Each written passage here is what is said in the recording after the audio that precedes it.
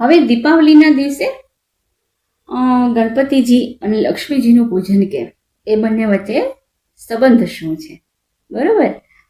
તો નારાયણની પૂજા લક્ષ્મીનારાયણની નહીં, અને ગણપતિજી અને માતા લક્ષ્મીની પૂજા કેમ? તો સરસ વાત છે. એ પણ માતાજી કૈલાસ આવ્યા હોય છે, લક્ષ્મીનારાયણ કૈલાસમાં આવ્યા છે. એ વખતે દીપાવલીનો અવસર હોય છે, બરોબર.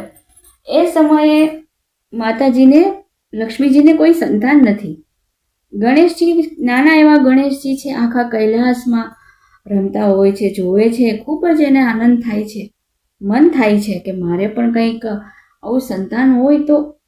મારે નથી સંતાન. એ પાર્વતી પાસે પોતાની વાત રજૂઆત કરે છે કે ભવાની, તમારે તો ગણેશ છે તો કેવા ઘરમાં કૈલાસમાં કિલકિલાટ છે.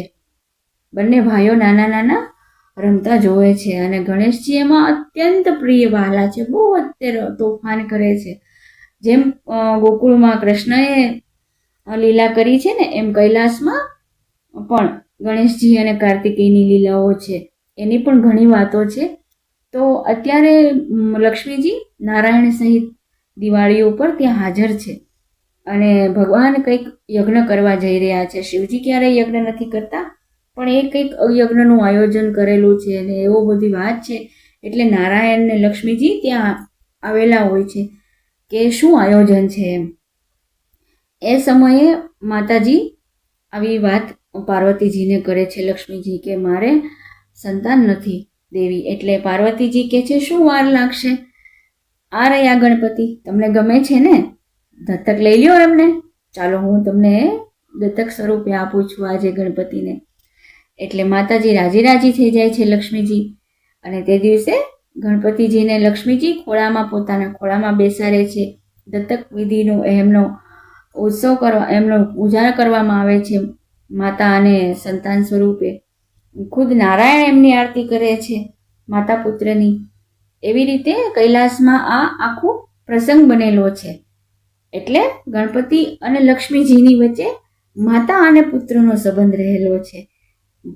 જેથી કરીને જ્યારે પણ ચોપડા પૂજનનું આપણે દિવાળીમાં આપણે ચોપડા પૂજન કરીએ છીએ ને, એ એટલા માટે કરવામાં આવે છે. લક્ષ્મી પૂજન પણ દિવાળીના દિવસે એટલા માટે જ કરવામાં આવે છે કે તે દિવસે લક્ષ્મીજીએ ગણપતિજીને પોતાના દત્તક પુત્ર તરીકે સ્વીકારેલા છે.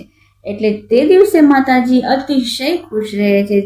જે દિવાળીના દિવસે તમે દીપાવલીના દિવસે લક્ષ્મી પૂજન ગણપતિજી સાથે કરો તો માતાજી અપાર તમને આશીર્વાદ આપે છે. કેમ કે ત્યારે એ માતૃત્વને પામ્યા હતા, માતા બન્યા હતા. એટલે ખૂબ રાજી હોય છે, ખૂબ સંતોષ હોય છે એના મન ઉપર, મુખ ઉપર ખૂબ આનંદ છે. અને માતા અમી દ્રષ્ટિ બધા પર વરસાવે છે, કેમ કે એમને પુત્રની પ્રાપ્તિ થઈ છે. અને જે ઘરમાં આપણે માતાજીએ એવું વચન આપેલું છે તે દિવસે કૈલાસમાં, કે જે ઘરમાં ગણપતિની પૂજા સાથે મારી પૂજા થતી હશે રોજે, મારી મૂર્તિની પણ સ્થાપના હશે, તો એ ઘરમાંથી હું ક્યારેય નહીં જાઉં.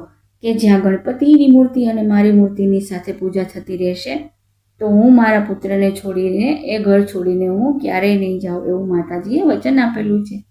એટલે આપણે બધાના ઘરે આપણે ગણપતિજી અને લક્ષ્મીજીનું પૂજન આપણે હંમેશા સાથે કરીએ છીએ.